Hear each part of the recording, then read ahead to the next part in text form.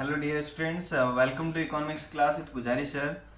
आज मैं आपके लिए लेके आया हूँ इंडियन इकोनॉमी का एक चैप्टर, क्योंकि थ्योरिकल पार्ट थोड़ा सा तुम्हारा स्ट्रॉन्ग करके चलता हूँ, क्योंकि वहाँ हमारे अराउंड 1 या 2 चैप्टर्स रिमेनिंग रह गए हैं। तो उनमें मैं बहुत जल्दी, आपको थोड़ा टाइम शॉर्टेज हो रहा है तो इसलिए मैनेज नहीं कर पा रहा हूँ।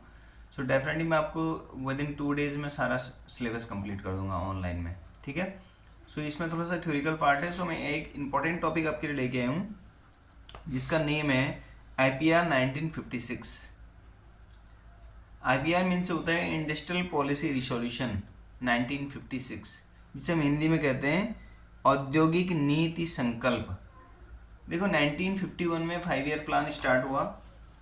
फर्स्ट 5 ईयर प्लान 1951 से 55 तक चला है, 56 तक अराउंड चला। मार्च 1956 तक। फिर मार्च अप्रैल 1956 से स्टार्ट हुआ सेकेंड 5 ईयर प्लान। और सेकेंड 5 ईयर प्लान का मोटिव था जो हमारा इंडस्ट्रियलाइजेशन है उसे इंक्रीज करना, मीन्स इंडस्ट्रीज को बढ़ाना। अब इसके लिए गवर्नमेंट ने IPR 1956 उसका नाम दिया, और उसके अकॉर्डिंग इंडस्ट्रीज को सेटअप करने के लिए, मीन्स औद्योगिक या औद्योगिकरण को बढ़ाने के लिए गवर्नमेंट ने IPR 1956 पॉलिसी को रिप्रेजेंट किया, ठीक है। अब इस पॉलिसी का जो मोटिव था वो था क्या? इस पॉलिसी का जो मोटिव था वो था social justice and GDP growth.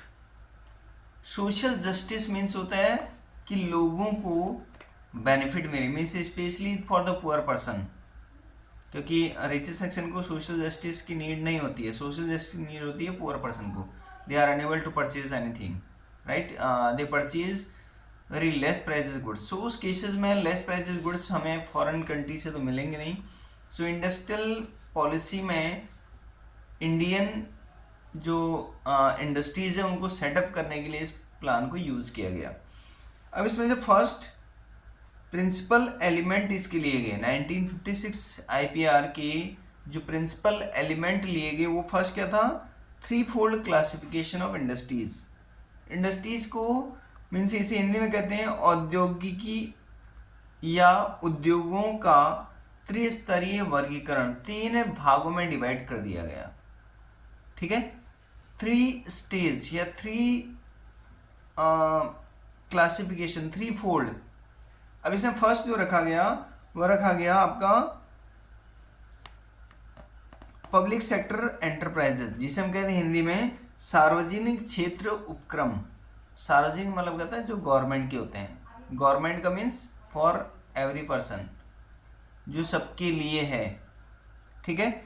और इसमें जो स्पेशली यूज़ किया गया है कि हम ऐसे कौन कौन से डिपार्टमेंट रखें जिससे कि हमारे कंट्री के पुअर पर्सन को ज़्यादा बेनिफिट मिले। अब देखो फर्स्ट जो नीडेड है वो है energy.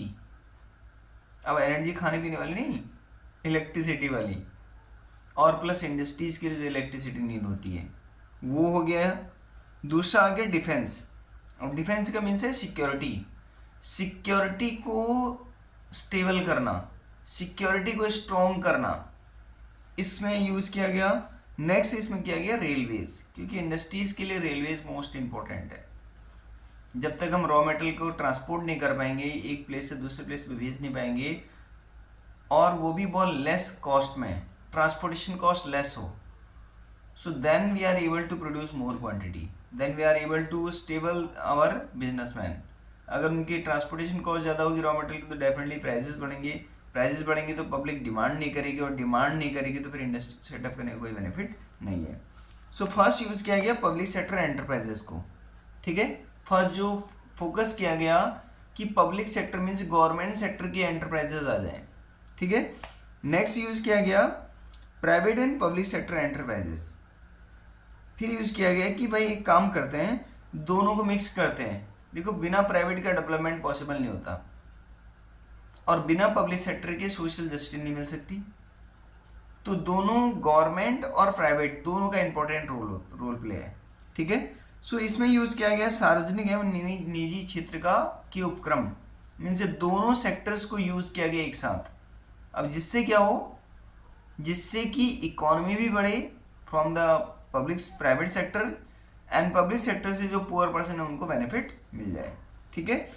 So next last one is जो थर्ड सेक्टर है, जो थर्ड फोल्डर है, उसमें क्या किया गया, all industries other than categories of A and B, A and B means first and second, मतलब पब्लिक और दूसरा पब्लिक और प्राइवेट मिक्स, इनको छोड़कर प्राइवेट सेक्टर को इन्वॉल्व किया गया कि मोस्टली प्राइवेट सेक्टर को सारी चीज़ें दे दी जाए। और इससे क्या होगा, जो प्राइवेट एंटरप्राइजेस होंगे वो क्या करेंगे, मोर प्रोडक्शन करेंगे, मोर वर्क करेंगे एंड मोर क्वालिटीफुल प्रोडक्शन करेंगे। और इससे क्या होगा, इससे जो रिचर सेक्शन है, जो मिडिल क्लास है, वो उन गुड्स को परचेज करेगा, तो इकोनॉमी हमारी इंक्रीज होगी। So these are the three fold classification of industrial IPR 1956। And next इसमें यूज़ किया गया, नेक्स्ट प्रिंसिपल कंपोनेंट था इंडस्ट्रियल लाइसेंसिंग। भाई लाइसेंस कैसे, लाइसेंस का सिस्टम क्या बनाया जाए, this is another most important decision taken by the government on that time. 1956 से आईपीआर में इस सेकंड मोस्ट इंपॉर्टेंट, फर्स्ट तो थ्री फोल्डर में डिवाइड किया गया कि इंडस्ट्रीज इस टाइप की होनी चाहिए। नेक्स्ट किया गया कि इंडस्ट्रियल लाइसेंस कैसा हो, औद्योगिक लाइसेंसिंग सिस्टम कैसा हो, उद्योगों को लाइसेंस कैसे दिया जाए। तो उसके लिए यूज़ किया गया कि स्पेशली हम एंकरेज करेंगे बिजनेसमैन को, मीन्स बिजनेसमैन को मोटिवेट करेंगे कि आप बैकवर्ड रीजन में ज़्यादा इंडस्ट्रीज ओपन करो, जहाँ पर इंडस्ट्रीज है ही नहीं। अब देखो वहाँ पे इंडस्ट्रीज ओपन होंगी तो क्या होगा, एक तो उस बैकवर्ड रीजन में एम्प्लॉयमेंट जनरेट होगा, वहाँ के लोकल पर्सन को जॉब मिलेगी, दूसरा वहाँ की जो लैंड है उसका प्रॉपर यूटिलाइजेशन होगा, थर्ड जो लोकल पर्सन है उनकी रिवेन्यू बढ़ेगा, उनकी अर्निंग बढ़ेगी। कैसे, वहाँ पे रेंटल में लोग रहेंगे, और वहाँ पे रेंट में के अलावा छोटे छोटे बिजनेस स्टार्ट होंगे, जैसे शॉपकीपिंग, टेलर, बार्बर, ये सारे टाइप्स ऑफ पर्सन की नीड होगी। और वो जो एरिया होगा वो रूरल एरिया से अर्बन एरिया में कन्वर्ट हो जाएगा, क्योंकि जहाँ इंडस्ट्रीज वहाँ डेवलपमेंट, और वहाँ सिटीजन बढ़ेंगे, सिटीजन बढ़ेंगे तो सिटी बढ़ेगी, राइट। और नेक्स्ट यूज़ किया गया कि कंट्री का जो रीजनल इक्वलिटी है उसे प्रमोट किया जाए।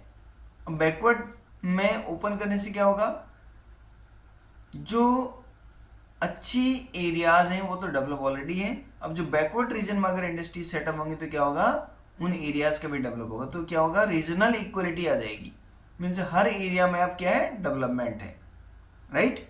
नेक्स्ट यूज किया गया इंडस्ट्रियल कंसेशन, मीन्स उद्योगों में छूट किस प्रकार की दी जाए। मोस्ट अनदर इम्पोर्टेंट कि जो बिजनेसमैन होंगे उनको प्रमोद को कॉमनली कोई भी पर्सन किसी विलेज से जिले में जॉब करने के लिए जाएगा या कोई बिजनेस करने के लिए जाएगा तो ऐसे ही नहीं जाएगा भाई, उसको गवर्नमेंट को क्या देना पड़ेगा, छूट देनी पड़ेगी। अभी इसके एक दो एग्जांपल मैं आपको और देता हूँ प्रेजेंट टाइम में जो उत्तराखंड गवर्नमेंट कर रही है या अदर टाइप की गवर्नमेंट कर रही है।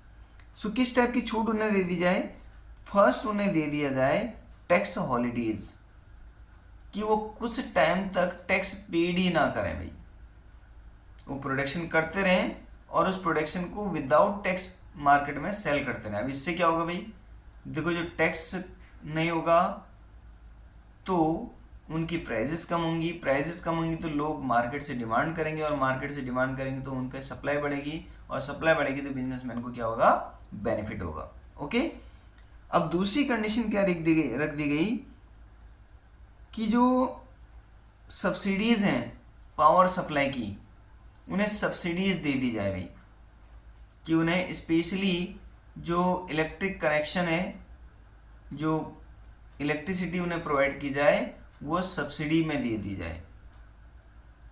स्टार्टिंग में या फ्री में दे दो, या only very less unit rate, बहुत कम यूनिट रेट पे उन्हें सप्लाई कर दो, ठीक है। तो इस प्रकार से उन्हें प्रमोट किया गया कि आप बिजनेस को आराम से सेटअप करो और गवर्नमेंट आपकी सपोर्ट के लिए रेडी है, ठीक है। अब इसमें देखो एक और कंडीशन यूज की गई, जो स्मॉल स्केल इंडस्ट्रीज हैं जिसे हम कहते हैं लघु उद्योग, लघु उद्योगों के लिए क्या कंडीशंस अप्लाई की गई। Growth of large scale industries like iron, steel and transport, communication generated the infrastructure of the facilities. जो बड़ी बड़ी कंपनीज होंगी वो क्या करेंगी, इंफ्रास्ट्रक्चर को डेवलप करेंगी, क्योंकि जब बड़े लोग हैं, जब बड़े बिजनेसमैन हैं तो क्या करेंगे, मोर इन्वेस्टमेंट करेंगे, और मोर इन्वेस्टमेंट करेंगे तो क्या होगा, हमारा जो प्रमोट है किसका, इंफ्रास्ट्रक्चर का, वो ज़्यादा होगा, प्रमोशन ज़्यादा होगा, फैसिलिटीज़ बढ़ेंगी। ठीक है। Growth of small scale industries generated opportunity of employment and promote the equality of social justice. अब जो छोटे छोटे बिजनेसमैन होंगे वो कहाँ होंगे, बड़े बड़े सिटीज़ में तो होंगे नहीं, वो रूरल एरियाज में ही होंगे, और रूरल एरियाज में होंगे तो रूरल एरियाज में छोटे बिजनेसमैन के लिए बहुत ज़्यादा एजुकेटेड हाई क्वालिफाइड पर्सन की नीड नहीं होती। अब इससे क्या बेनिफिट होगा, देखो इससे बेनिफिट ये होगा कि जो लोकल एरियाज के लोग हैं वो ज़्यादा एजुकेटेड नहीं होंगे भाई, और उन्हें जॉब मिल जाएगी। अब इससे क्या होगा, सोशल जस्टिस बढ़ा, जो एजुकेटेड पर्सन नहीं थे उन्हें जॉब मिली, और उनके जॉब मिलने से क्या होगा, डेवलपमेंट ज़्यादा होगा। Right. So these are the promotion of employment and equity. Next one is, इसमें 3 types of characteristics by the SSI small scale industries highlighted the role of importance, role and importance। अब जो 3 typical characteristics हैं small scale industries के, SSI means होता है small scale industries, सो वो कैसे highlight किए गए, मीन्स उनके रोल और उनकी इंपॉर्टेंस को कैसे हाईलाइट किया गया। First, SSI is the labour intensive and therefore employment friendly.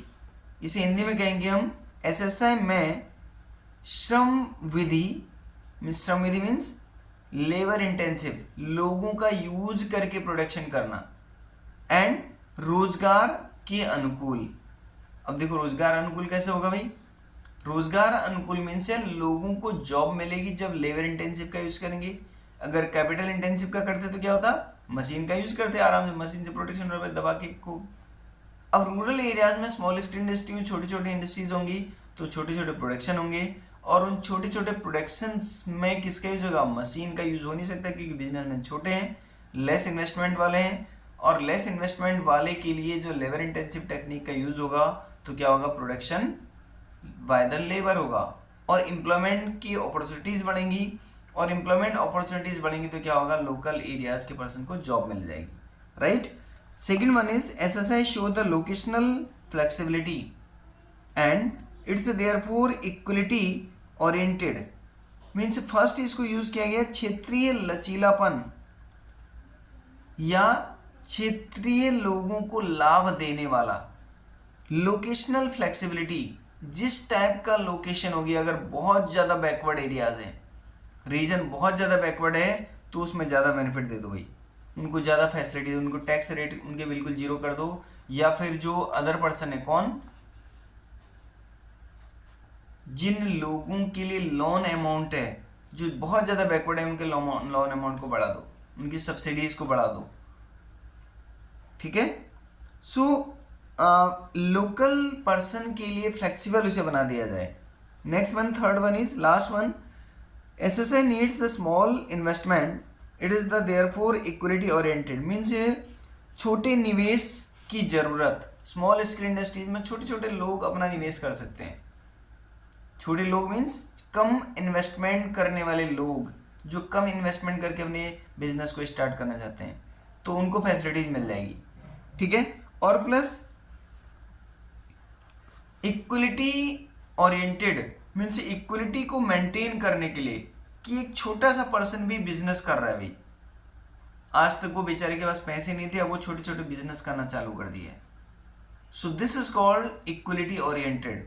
So these types of facilities provided by the IPR 1956 and this is most important topic. 99% chances है कि इसमें से क्वेश्चन पक्का पूछा जाएगा, चाहे 4 मार्क्स में पूछा जाए या 6 मार्क्स में पूछा जाए या 3 मार्क्स में पूछा जाए।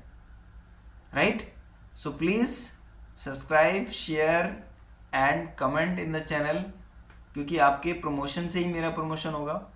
राइट।